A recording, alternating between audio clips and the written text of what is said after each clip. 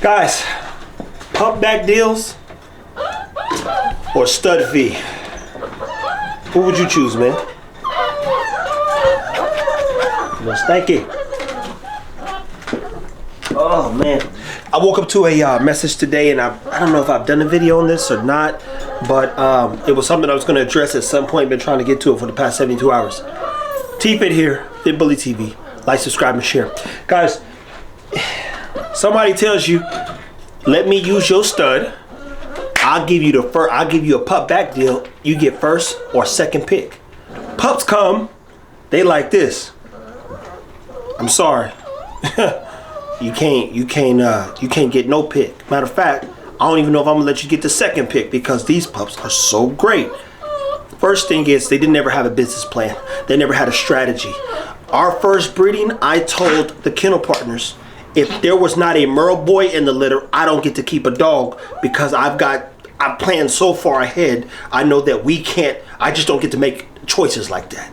Everything is strategic. Second, you about to get bamboozled, hoodwinked, hornswoggled, and the person that messaged me, get my phone. I don't even know if they follow us on the tube of you or the tube of you, but I do know they messaged me here and they tried to call me last night at 11:27. I put my phone down, people. Started to 11:30 because the UK people start waking up. The Africans start waking up. Everybody in the other part of the world, Australians, start waking up. And all the people in America are still up. So by the time I look up, if I keep replying past 12 or 11:30 now, it just keeps coming. It keeps coming. It's like this. I'm like, good Lord, they own one today, boys. And it's not even, the day ain't even over. But he said, I stubbed my boy out once and the owner of the female gave me two Pup Back options.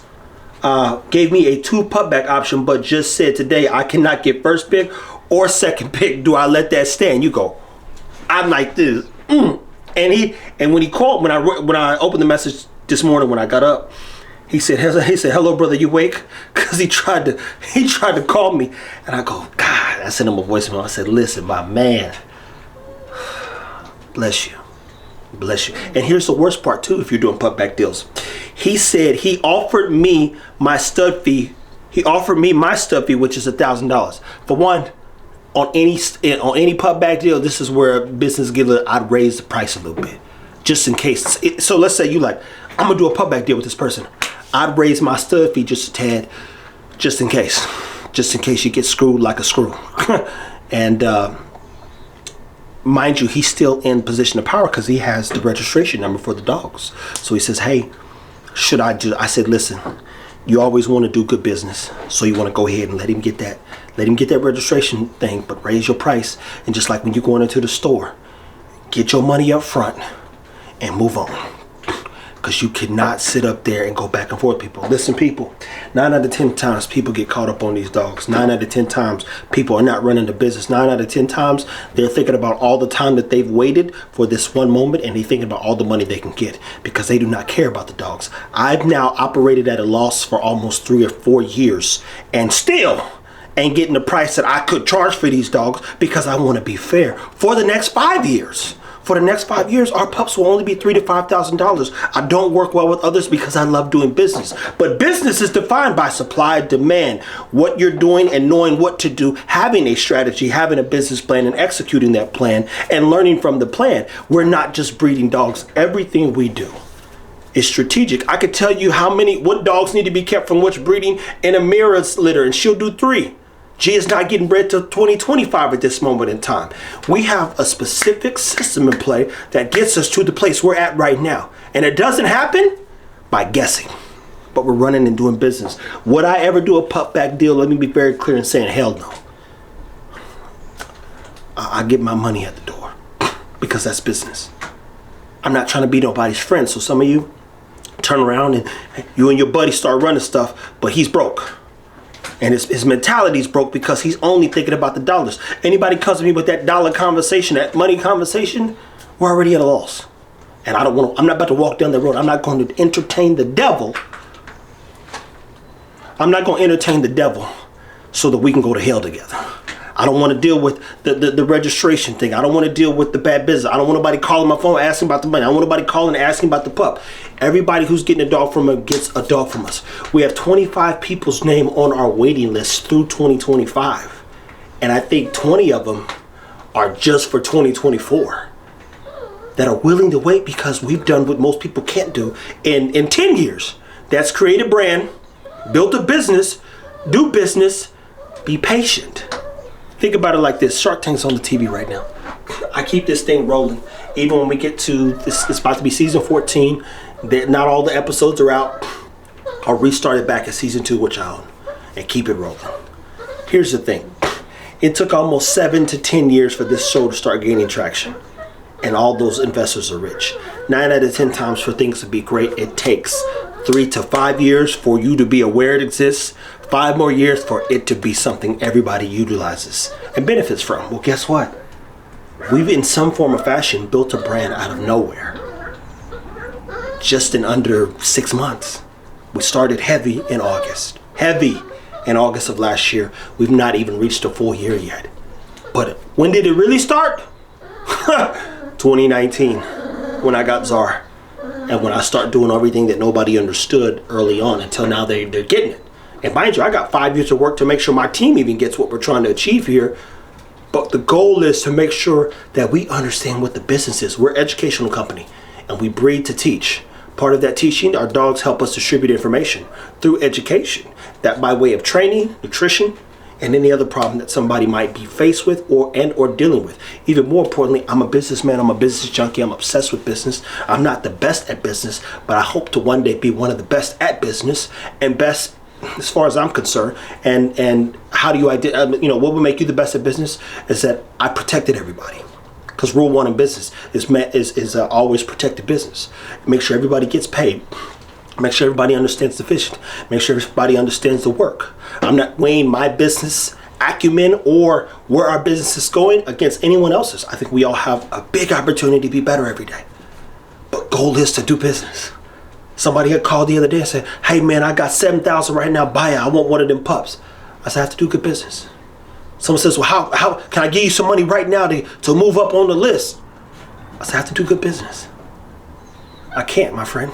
Right now, unfortunately, you're 17. You're the 17th person I'll call if there's something available. Nothing I can do about that. I have to do right by the business. The minute it gets into an auction, this ain't an auction business. This isn't a chucking and jiving, getting over and trying to screw people over business. This is a business that I want to last for some good time. I want a good name. Reason why people are willing to wait is because we've done right by the business. I will repeat. Zara normally has 2 to 3 girls. I wrote in something in one of the documents where a person paid up front coming into this litter. If Zara doesn't have a 3rd pick female, which they wanted, you will get the 1st pick female out of Maya's litter. Guess what? I ain't had no pups. They got to see the pups being born. We literally was live when they were coming out. Everybody got to see. That person gets a 1st pick female. Imagine one of the team says, I want a girl. The team want to keep a girl. Guess what? They got to wait till the other person picks. It's that simple. Nobody gets to choose because we got to do business. Nobody gets to choose until the first person gets to choose. So same thing with the 4 people who have already bought in to 2024. Shout out to them. They're first on the list. 2nd and 3rd pick male off Ego's litter's gone. 1st pick female off Ego and Amir's litter's gone. It's business. Now, because I know what we need to keep, regardless, I already know what to like. Okay, I know for a fact I'm keeping a boy. Guess what? When Jamarcus's female Nala gets bred, he's got to keep a girl from that litter. So it's already been written.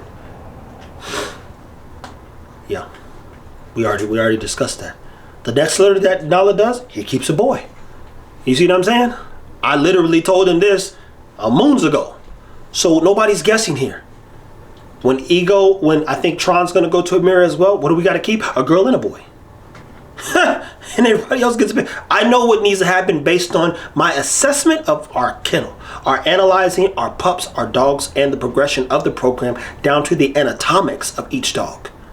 Ergonomically, how they move, how they're put together, what I want to improve, and then how I want to build upon that. As I said before, we don't guess here, but people, should you do a pup back deal or a stud fee? Be careful with Pup Back deals. I don't do layaway programs. We allow people to make payments at times, but at 8 weeks or 7 weeks, if they don't have the money, the pup goes back up for sale, and I have a list of people I can call, and them jokers will be here about 72 hours to get this dog, or a dog to say the least. Stud fee. I like when people just pay up front and move on. I've walked down the road of doing stud fees and doing out stuff, and you know we've paid the stud fees for dogs. We used Hot Shot, $3,500. We got everything we need now. I'll never have to use a dog outside of our program. I believe that my guy Cartel Bulls wants to work something out in the future. I said that's fine. But I had to let him know, like, hey, we got a system here. But every now and then there are guys like Dom who are okay to work with. You go, okay, we can work with Dom. He's not gonna hold me hostage per se. But also, it's a collaborative effort to move the needle forward and just do business with a friend of mine who cares about the dogs. But I'm very clear with everybody and anybody who's, hey man, I want to do something with you. I don't need to, man. I'm good. Life is good. We've got all the dogs we need. I know how to move the needle forward. I got backup plans on backup plans and a backup plan to back up the backup plan. Keep this in mind, and I'll just paint a picture. We'll be done here.